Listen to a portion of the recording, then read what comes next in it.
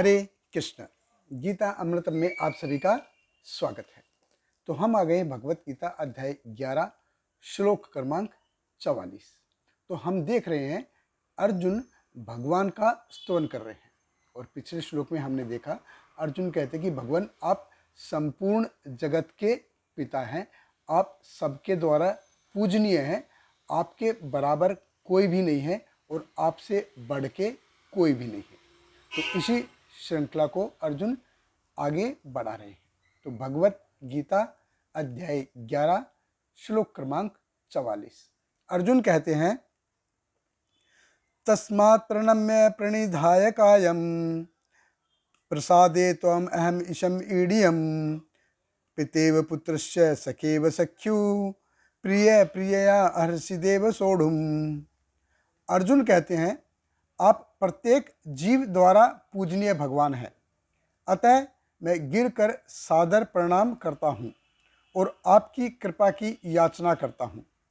जिस प्रकार पिता अपने पुत्र की ढिठाई सहन करता है या मित्र अपने मित्र की धृष्टता सह लेता है या प्रिय अपनी प्रिया का अपराध सहन कर लेता है, उसी प्रकार आप कृपा करके मेरी त्रुटियों को सहन कर ले।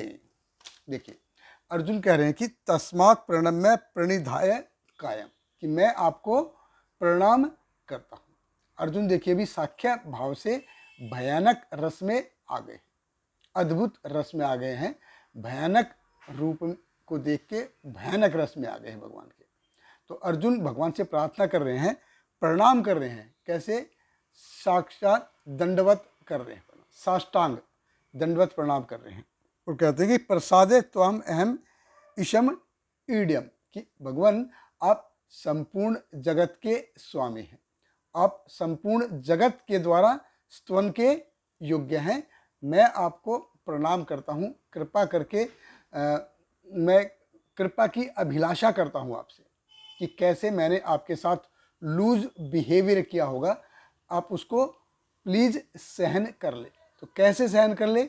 जैसे पितेव पुत्र से सखेव सख्यु, पिता अपने पुत्र की ढिठाई सहन करता है, कर लेता है, ऐसे आप मेरे व्यवहार को सहन कर लीजिए।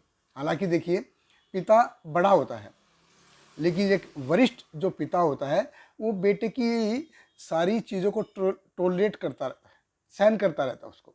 बेटा छोटा होता है, हालांकि वो पिता के ऊपर डिपेंडेंट है पूरी तरह, लेकिन कई बार वो पिताजी को ऐसे बोल देता कि आपको क्या लगता है, आपका ज़माना और था, अभी टाइम बदल गया है, ऐसी ऐसी बातें बोलता है। तो पिताजी फिर भी उनको वो सहन कर लेते हैं, टॉलरेट कर लेते हैं। तो पितेव पुत्रस्य सखेव सख्यु, कि जैसे एक मित्र होता है अपने दूसरे मित्र की दृष्टता को कभी कभी सहन कर लेता है, तो उनके बीच जो वार्तालाप होता है उनको वो बहुत दिल से लगा के नहीं रखता। रात गई बात गई, ऐसे है। तो किसी भी रिश्ते में, कोई भी रिश्ता हो, जब हम किसी की केयर करते हैं या कोई हमारी केयर करता है, तो जब तक हम अपने आप को पूरी तरह एक्सप्रेस नहीं करते कि तो दूसरा उसके बारे में कुछ और ही सोचता रहेगा। अगर व्यक्त करने में कई बार कठिनाई हो या डर लगे या हम ये सोचें कि यार मैं ये बोल दूंगा तो ये क्या सोचेगा, तो उस रिलेशन में असल में पूरा तथ्य नहीं रहता, कोई फ़ायदा नहीं रहता है। जो रिलेशनशिप होती है कैसी होनी चाहिए कि मेरे मन में क्या है उसको वो कह दो, बाद में अगर कुछ थोड़ा बहुत आनातानी हो जाए तो फिर उसको सहन करना आना चाहिए। तो कोई भी रिश्ता हो तो उसमें एक तो समझौता हमको करना पड़ता है और दूसरा उसको सहना पड़ता है। जैसा मैं चाहूँ मेरे हिसाब से दूसरा ऐसा करे, ऐसा कभी होगा नहीं, या जैसा वो चाहे उसके हिसाब से हम हमेशा ऐसा करें, ऐसा कभी होगा नहीं। तो लाइफ है, जो ज़िंदगी है, हमको ऐसे बैलेंस करके रहना चाहिए। तो अर्जुन भगवान को कहते हैं, प्लीज़ भगवान मेरे इस बिहेवियर को बैलेंस कर लीजिए, टॉलरेट कर लीजिए, थोड़ा सा सहन लीजिए। अर्जुन कहते हैं, प्रिय प्रियया अर्षिदेव सोढ़ुम, जैसे हम कोई प्रेमी प्रेमिका होते हैं, किसी से प्रेम करते हैं, तो वो उनके स्वभाव है, उनका वचन है, जो कैसा बातें करते हैं, कैसा बिहेव करते हैं, कभी कभी हम हमको ऐसा लगता है कि बाद में हमारा मन दुखी हो जाएगा, फिर भी हम उसको टॉलरेट कर लेते हैं। तो वो जो है प्रेमी प्रेमिका है, वो उनको आपस में टॉलरेट कर लेते हैं। देखिए, हमको रिलेशनशिप क्यों चाहिए? हमको रिलेशनशिप चाहिए अपने आप को एक्सप्रेस करने के लिए।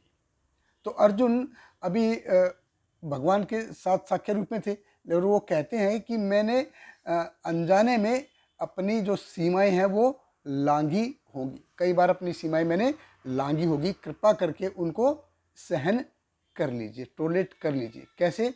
जैसे एक पिता अपने पुत्र की ढिठाई को सहन कर लेता है, या एक मित्र अपने मित्र की दृष्टता को सहन कर लेता है, या एक प्रिय अपनी प्रिया के वचनों को कभी कभी सहन कर लेता है, ऐसे आप प्लीज़ मेरे को भी सहन कर लीजिए। बहुत बहुत धन्यवाद। हरे कृष्णा। श्रील प्रभुपाद की जय। हरे कृष्णा कृष्ण कृष्ण हरे हरे, हरे राम राम राम हरे हरे।